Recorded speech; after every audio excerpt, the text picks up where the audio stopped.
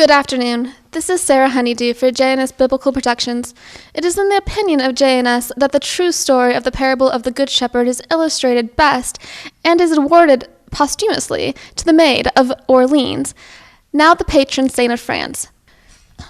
Joan of Arc, from the village of Domremy in northern France. Joan of Arc died for God and her country on May 30th, 1431. We have an interview with Joan before she died at that famous crucifixion at the marketplace of Rouen and her famous last words. But first, the jail cell interview with our French reporter with Francine de Bellecroix. Here is the video of that interview. Good afternoon. This is Francine de Bellecroix with JNS Biblical Productions in a jail cell in Rouen, May 30th of 1431, to get an interview, a private interview, with the Maid of Orleans, that defeated 5,000 English soldiers in the summer of 1429. Welcome, Joan of Arc. Such an honor to meet you. Thank you. First of all, Joan, JNS Biblical would like to honor you by awarding you with the title of the Good Shepherd, after the parable of the Good Shepherd. This is for the accomplishment of leading your army against the English at Orleans and defeating them in the summer of 1429 and driving the Anglo-Burgundians back across the Loire River. Joan of Arc, now known as the Maid of Orleans, is hereby awarded the title of the Good Shepherd for leading an army of 6,400 soldiers and 3,000 armed civilians against English forces of 5,000 soldiers at the city of Orleans and defeating them May 8th of 1429. Joan acted with the wisdom of men with 30 years of experience, but it was not her military expertise that won the dedicated, enduring loyalty of her people. It was rather Joan's utter and complete fidelity toward God that evoked from the people of France eternal reverence. Presented this day, the 30th of May, 1431, by JNS Biblical Productions. Thank you so much. This means so much to me.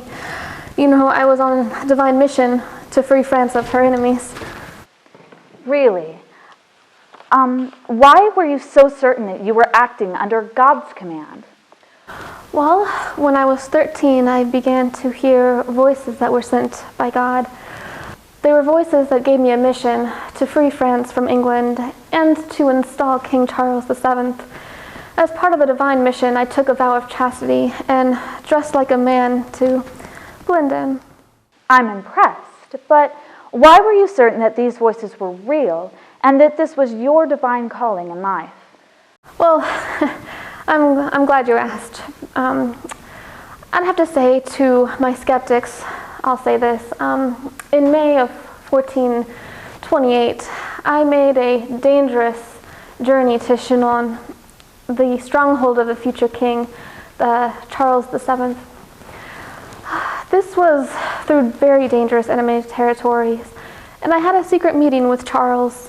I revealed to him I was a messenger of God, and I knew of his secret, solemn prayer to God, and I shared that with him, and that helped win him over slightly because I knew that secret information.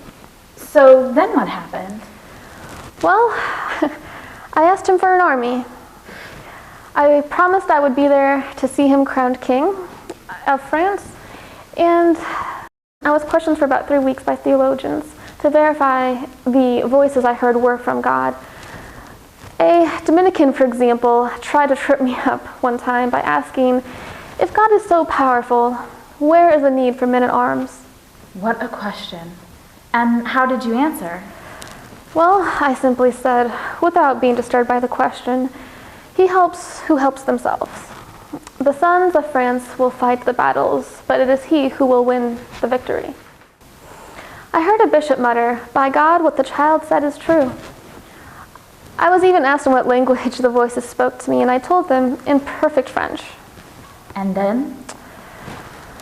Well, I got my verdict without a dissenting voice, that the king ought to accept my offers and to not offend the Holy Spirit and give me an army. You know the rest.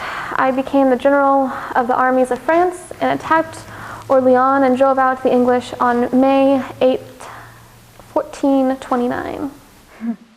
Joan, you are incredible. You have so much energy, determination, and fire in your eyes. And you did go to the king's coronation at Reims, like you said, in July of 1429.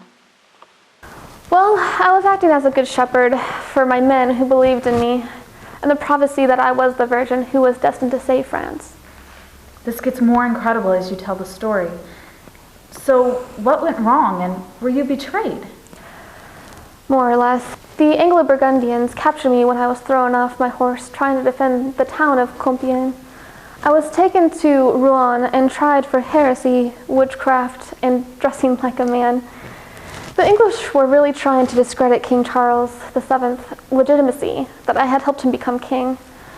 So you could say it was a political trial. Joan, you are the ultimate good shepherd as commanded by God. I have nothing more to say. Thank you so much. Now we are going to hear Joan's last words at the stake in Rouen. This is Francine de Bellecroix for J&S Biblical Productions, May 30th, 1431. Rouen, Rouen, must I die here? Ah, Rouen, I fear you will have to suffer for my death. I ask you, priests of God, to please say a mass for my soul's salvation.